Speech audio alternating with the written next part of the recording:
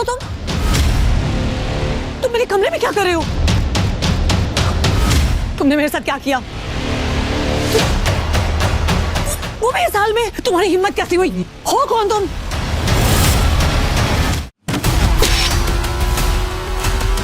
ज्यादा दूर भागे नहीं होंगे, उस तरफ देखो तुम लोग। संजय के हाथ में गोली लगी थी। वो और अभिनव रात के अंधेरे में एक पतली सी गली में छुपे हुए थे। अच्छा बेटा, जल्दी बाहर आ जाओ। अभिनव, मेरी बात सुन बेटा, तुम यहाँ से भाग जाओ वरना ये लोग तुझे भी मार डालेंगे। बाहर सड़क पर उनकी गाड़ी खड़ी थी और उसी गाड़ी के पास खड़ा था राणा। अभिनव, बाहर आओ बेटा। समझ के जिसने संजय को गोली मारी थी। नहीं पापा, मैं आपको छोड़ के नहीं जाऊंगा। जिद मत कर अभिनव। बेटा देख, मैं तो अपनी जिंदगी जी चुका हूँ। अब जो भी करना है तुम्हें करना है, सब कुछ तुम्हें संभालना है। और मेरी बात सुन, एक बार यहाँ से जाए उसके बाद दोबारा मुड़ के मत देखना, ठीक है? संजय ने कहा और अपनी उंगली में से एक सोने की अंगूठी निकालकर अभिनव को थमा दी। उस पर टी लिखा हुआ था। और एक बात हमेशा याद रखना, अपनी आखिरी सांस तक लड़ना है। समझ गया ना टाइगर? संजय ने अभिनव के माथे को चूमा। Run tiger, run tiger run!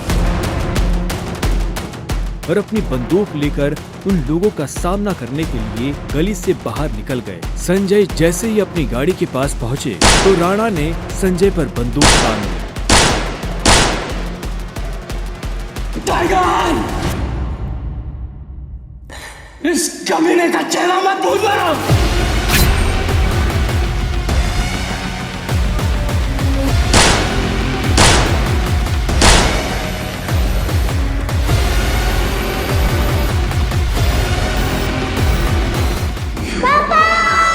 अभिनव चिल्लाया और अचानक से उसकी नींद खुल गई।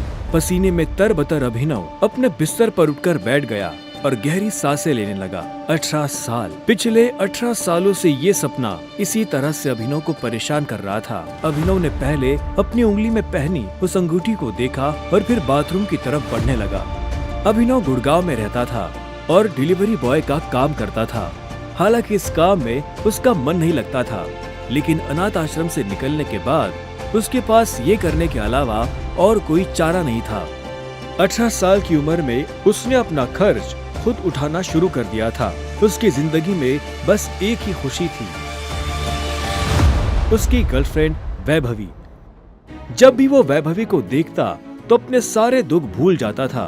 और आज तो वैभवी का जन्मदिन था, इसलिए अभिनव जल्द से जल्द उससे मिलना चाहता था। अंकल, ये केक कितने का है? 600 का है। और ये पेस्ट्री? वो 60 का है। एक दे दीजिए। असल में अभिनव और वैभवी ने ये तय किया था कि वो पैसे जोड़कर अपने लिए किराए का एक बड़ा घर लेंगे, इसलिए वो पैसे वेस्ट नहीं करना चाहते थे। Thank you. Thank you. कुछ देर के बाद जब वो वैभवी के घर के बाहर पहुंचा तो उसने देखा वहाँ काफी रंगीन लाइट्स जल रही थी और वहाँ से तेज म्यूजिक की आवाज आ रही थी।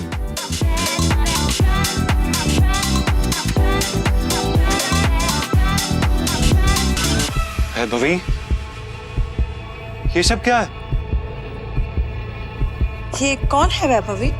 देख नहीं रही है, डिलीवरी बॉय है। पर हम तो केक मंगवा चुके थे ना, फिर तूने पेस्ट्री क्यों मंगवाई? ओह, याद आया, ये तो वही डिलीवरी बॉय है ना जिसको तू डेट कर रही थी।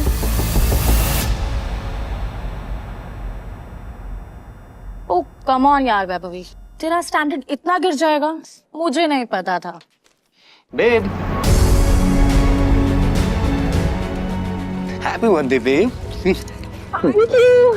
अभिनव देवेन को अच्छी तरह से जानता था। वो एक बड़े बाप का लड़का था और हर वक्त वैभवी के आसपास मंडराता रहता था। देवेन को यहाँ देखते ही अभिनव का दिमाग खराब हो गया। उसके हाथ में एक बड़ा सा गिफ्ट था। उसके आगे अभिनव के हाथ में लटकी पेस्ट्री की थैली कुछ भी नहीं लग रही थी। मेरी वैभवी को छूने की तेरी हिम्मत कैसे? Stop it. दोस्तों, तुम लोगों को मेरे ऊपर डाउट था ना, मेरे स्टैंडर्ड्स पर डाउट था। अब बताती हूँ मेरे स्टैंडर्ड्स क्या है।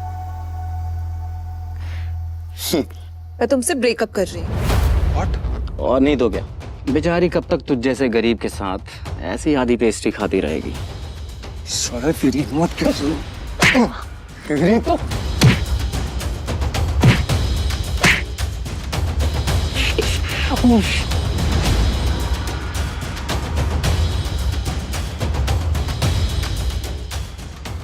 ये तुमने ठीक नहीं किया वैभवी।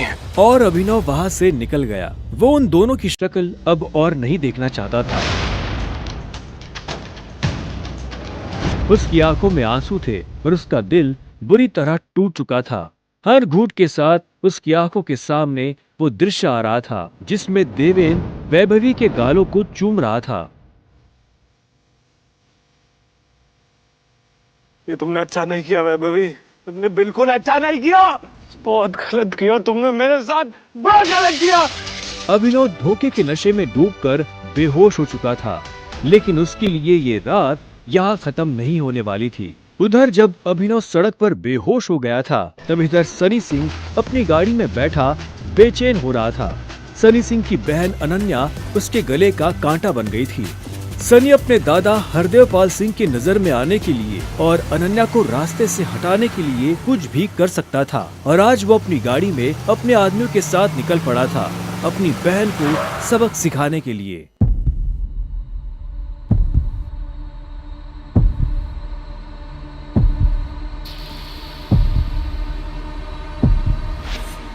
जल्दी करो, गाड़ी में डालो इसे। सुबह होने से पहले अगर हमने इसको अनन्या के कमरे में नहीं डाला तो ऐसा मौका दोबारा नहीं मिलेगा। Quick quick.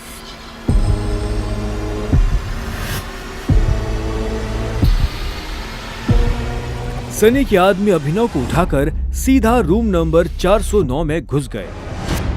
इसके कपड़े उतारो और बेड पे लिटाओ उसको। कपड़े उतारो इसका। उन्होंने अभिनव को बहुत आहिस्ते से उस बिस्तर पर लेटा दिया। वहाँ पहले से सनी की बहन अनन्या सोई हुई थी। सुबह जब अभिनव ने करवट बदली तो उसका हाथ एक नरम हाथ से टकरा गया। अभिनव की नींद टूटी और उसने देखा कि वो एक अनजान लड़की के बगल में लेटा हुआ था।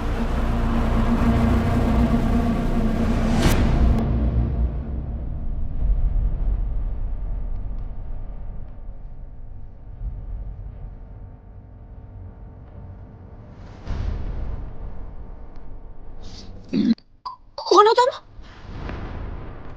तुम मेरे कमरे में क्या कर रहे हो? तुमने मेरे साथ क्या किया? अबे नहीं, वो मेरे साल में। छी छी छी छी छी छी छी। शेम ऑन यू बहना।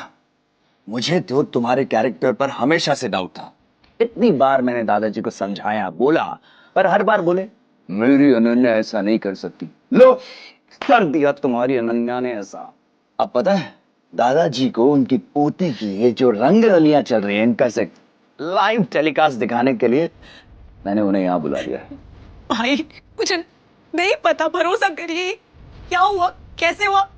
मैं जानती तक नहीं इस लड़के को, नहीं जानती भाई। मैं भी, हम दोनों के बीच में कुछ भी नहीं हुआ। नहीं।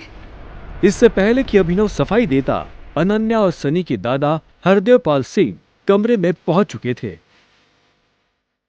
उनके पहनावे से समझ आ रहा था कि वो बहुत अमीर आदमी थे। अनन्या को इस हाल में देख उनकी आंखें गुस्से में लाल हो गई थी।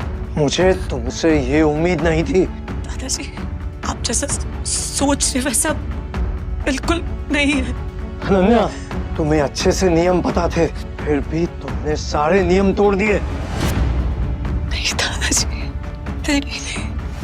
और तू? जब अभिनव की नजर हरदेव से मिली तो उसे लगा कि वो अपनी आंखों के सामने मौत देख रहा है। तूने मेरी पोती के साथ रात गुजारी है ना, आज से हमारे परिवार के कानून के हिसाब से तू सिंह परिवार का दामाद है। क्या? उन दोनों के बीच में लेकिन कुछ हुआ ही नहीं है। दादाजी, कुछ नहीं हुआ है। कुछ नहीं किया ना तुम दोनों ने, तो क्या ये था?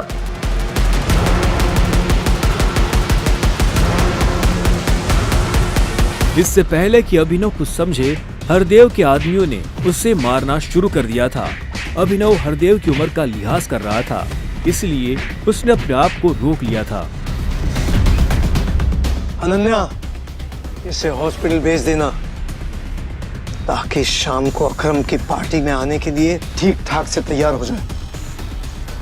और याद रखना, मुझे शाम को अकरम की पार्टी में ये तुम्हारे साथ जरूर नजर आना चाहिए।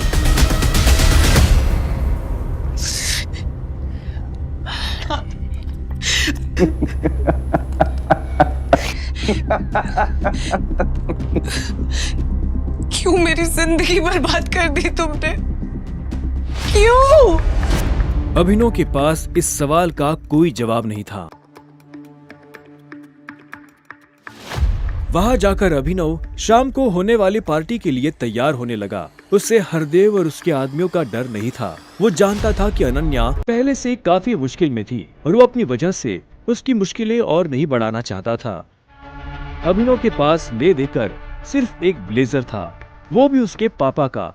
वो जगह जगह से फटा और उधड़ा हुआ था, लेकिन जब अभिनव ने उसे पहना तो उसकी खूबसूरती ने ब्लेजर की सारी कमियां ढक दी। अभिनव का अंदाजा सही था, अनन्या का घर काफी बड़ा था। वो एक अमीर परिवार की लड़की थी। जितना अभिनव महीने का कमाता था, उतने की अनन्या ने सैंडल्स पहनी हुई थी।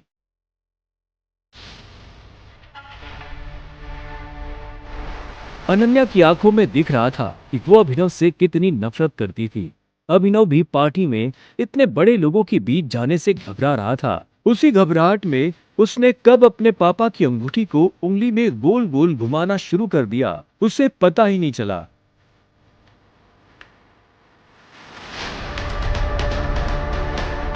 इस अंगूठी को उतार दो प्लीज, बहुत गंदी लग। सॉरी पर ये अंगूठी मेरा सब कुछ है।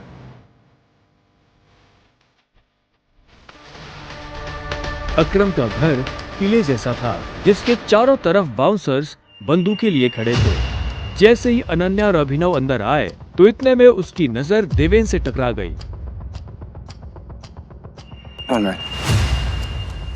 तू यहाँ क्या कर रहा है साले?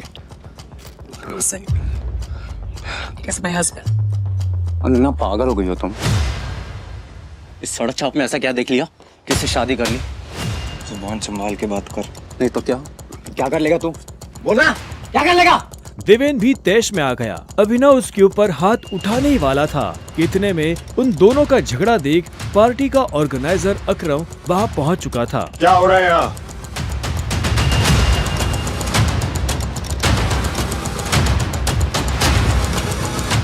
अकरम सर, देखिए इस आदमी, ये क्रिमिनल है, जबरदस्ती आपकी पार्टी में घुसाया।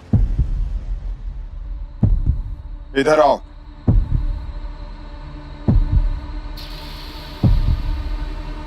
कौन हो तुम और यहाँ कैसे आए? एक्चुअली ये मेरे पति है। अकरम को अनन्या की बात पर विश्वास नहीं हुआ। तुम इस पार्टी में इनवाइटेड नहीं हो। इससे पहले कि मैं पुलिस को बुलाऊं, चले जाओ यहाँ से।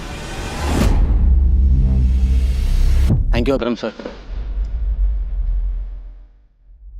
अनन्या, तुम भी इससे दूर रहो, साला गरीब कहीं का। रुको। अकरम भागते हुए अभिनव के पास गया और उसकी अंगूठी को देखने लगा। मुझे तुमसे कुछ जरूरी बात करनी है, अकेले में। अच्छा, चलो। अकरम ने कहा और अभिनव का हाथ पकड़कर उसे अपने साथ अंदर ले जाने लगा। अनन्या, देवेन, सनी और पार्टी में मौजूद बाकी लोग ये देख हैरान हो गए थे। कुछ देर बाद जब वो अकरम के कमरे में पहुंच गए तो अकरम ने दरवाजा बंद किया और अभिनव के पास आकर बोला, मैं तुम्हारी ये अंगूठी देखना चाहता। क्यों? करो बात। मैं ऐसे मांगने वाला नहीं हूं, बस मुझे इसमें कुछ देखना है, प्लीज।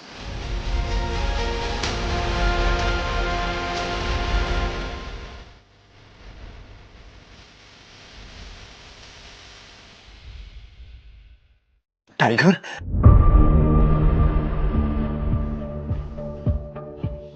टाइगर?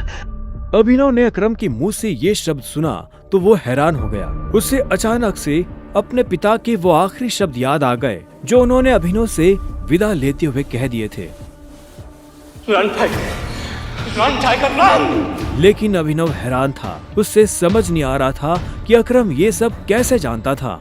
आखिरकार मैंने तुम्हें ढूंढ ही लिया टाइगर। टाइगर? हाँ, पिछले 18 सालों से मैं तुम्हें ढूंढने की कोशिश कर रहा हूं।